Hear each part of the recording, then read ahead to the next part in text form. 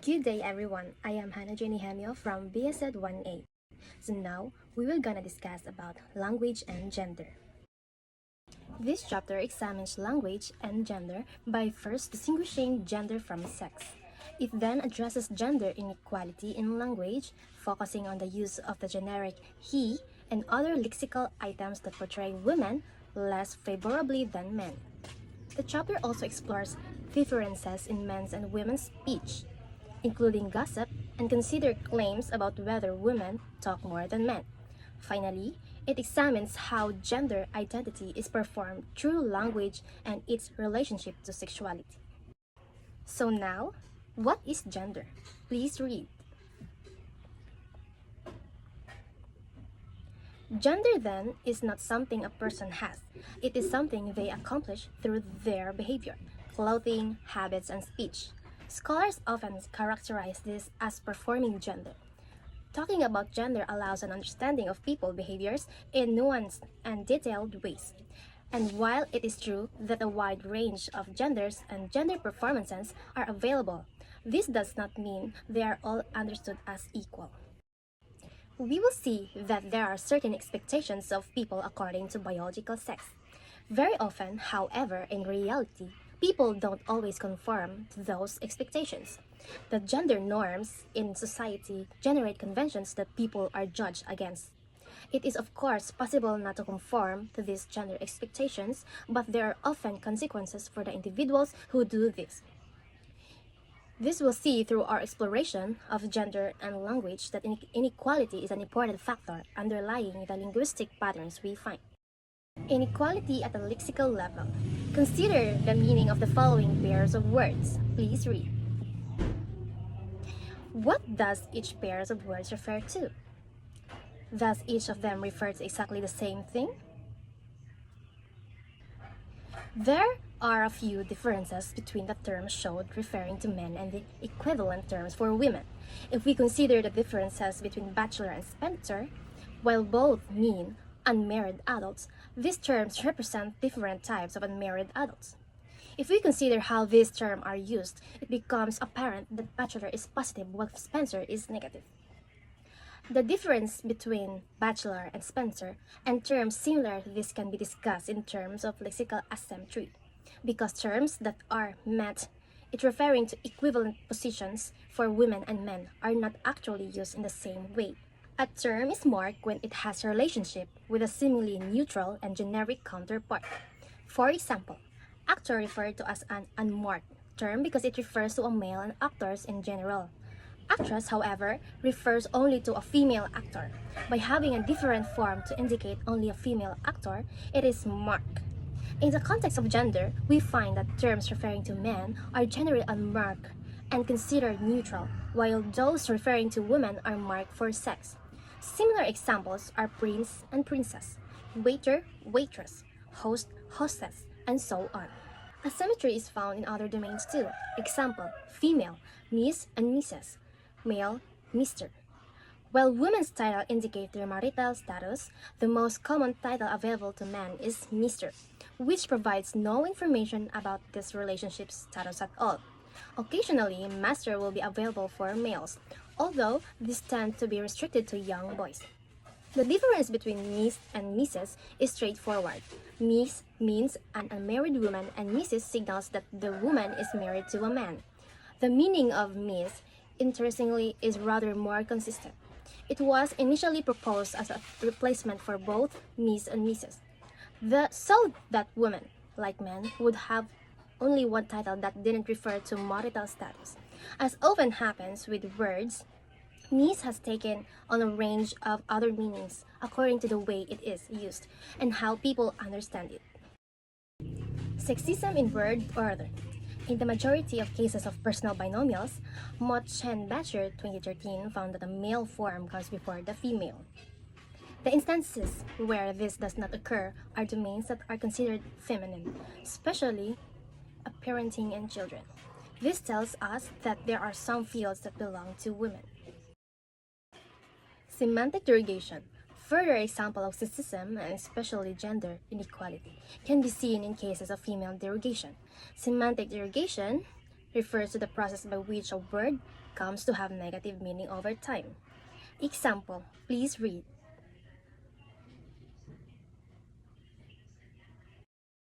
Differences in language use doing being a woman or a man.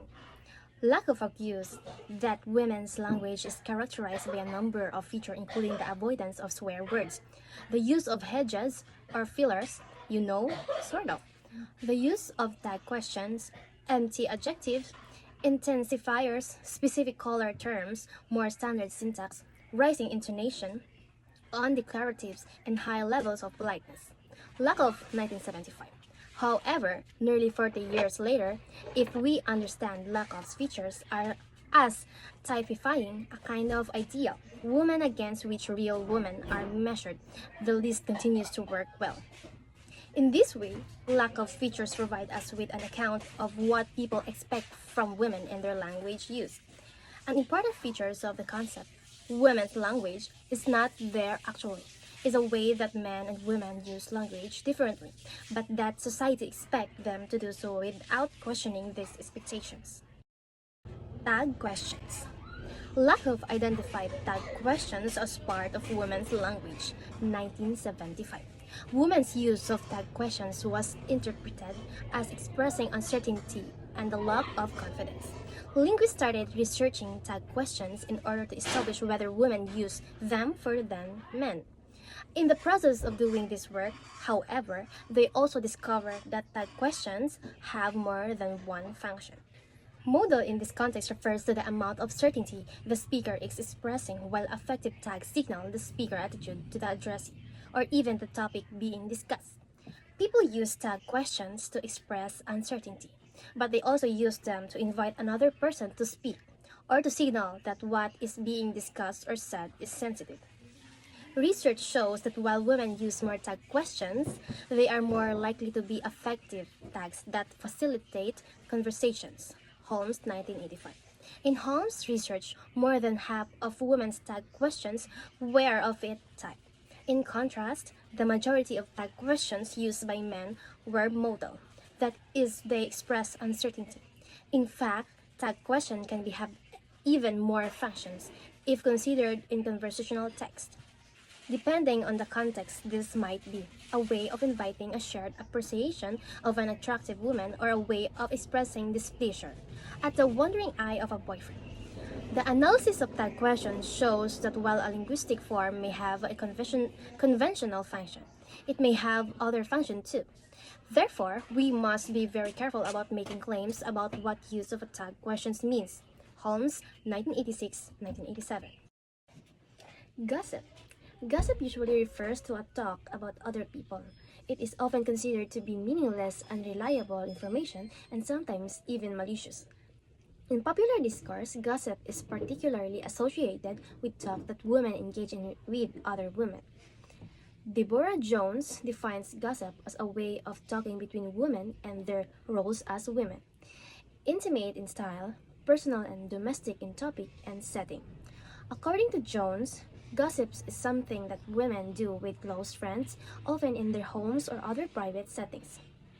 While Coates argues that Jones' claim that gossip revolves around women's roles as wives, girlfriends, and mothers is too strong. This kind of talk allows women to explore and negotiate what it means to be a woman in a variety of contexts. Linguists have taken up gossip as a legitimate object of study and found that first, gossip is a very complex form of communication, and second, both men and women equally engage in this form of communication. Gossip and men. Earlier in this chapter, we considered women's talk or gossip. This is not usually a form of communication associated with men, but that doesn't mean they don't engage in it. Cameron's data shows a male discussion that contains more than simple. Features of men talk. The idea that men are competitive in conversation comes from how they often manage speaking terms. Men are said to be perfect a one at a time floor, meaning only one person speaks at a time. Because holding the floor, having the chance to speak without interruption, is valued. Speakers may compete for it. Men are also believed to show that they are listening by staying silent rather than giving frequent verbal responses. In contrast, women may interpret silence as a sign that communication is fading or that the listener is not engaged. For men, however, silence is generally seen as normal and acceptable in interaction. Do women talk more than men? The idea that women talk more than men is very common across cultures. Proverbs and sayings often criticize women for talking too much, which shows how society judges women's speech. However, instead of relying on stereotypes, linguists argue that we should examine real language used and the social reasons behind it. Doing this helps us understand how language, power, and society are connected. An important point in deciding who talks more is recognizing that there are different types of talk. Not all talking serves the same purpose, so counting who speak more without context can be misleading. One key factor is where the talk happens. There are two main domains of talk. Public talk happens in settings like classroom, meetings, politics, speeches, or debates. Its goal is usually to inform or persuade, and is closely linked to status and power. People are often invited or given permission to speak, and historically men have had more access to these speaking rules.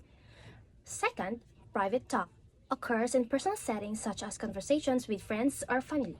Its purpose is social and relational, such as building friendship, sharing feelings, and maintaining relationships. Because men and women may participate differently in public and private talk, the belief that women talk more often ignores context and power structures. When women may speak more in private setting while men dominate public talk. Therefore, the question is not simply who talks more, but where, how, and for what purpose people talk. The study shows that women do not need to actually dominate the discussion to be perceived as doing so. In the online discussion examined by Hearing et al. 1998, men contributed more overall. Yet some men felt silence when women's participation temporarily increased. Analysis found that little evidence that women were hostile or dominating.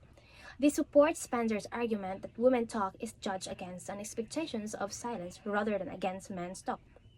Because public talk is culturally seen as a male domain, increased participation by women can be perceived as domination even when it is not. Gendered talk performing identity. Dude. The word dude is interesting not just for what it does in conversation, but for the type of relationship it expresses between speakers. When people talk, they use language to show how they feel about the relationship, and terms of address, like sir, honey, or darling, are key tools for this. Kissing argues that dudes signal solidarity and friendship, but in cool, relaxed, and non-emotional way. This matters because social norms for heterosexual men discourage showing too much emotional closeness, especially with other men, since it may risk being interpreted as homosexual. Using dude allows men to balance this pressure. It expresses closeness and camaraderie while keeping enough emotional distance. In this way, dude helps men show friendship without violating expectations about masculinity and heterosexuality. In summary, this chapter has explored key issues in language and gender, showing that gender inequality remains a significant issue in modern society and that women generally hold lower social status than men. This imbalance is reflected in beliefs about how much men and women talk and who is entitled to speak in different situations. Although there are claims that men and women use language differently, they also share many similar linguistic practices such as gossip. Overall, variation in language use are better understood as a result of social expectations about gender performances rather than innate differences between men and women. Because identity, especially gender identity, is complex and socially constructed, it will be examined further in the chapter that follow. Bye!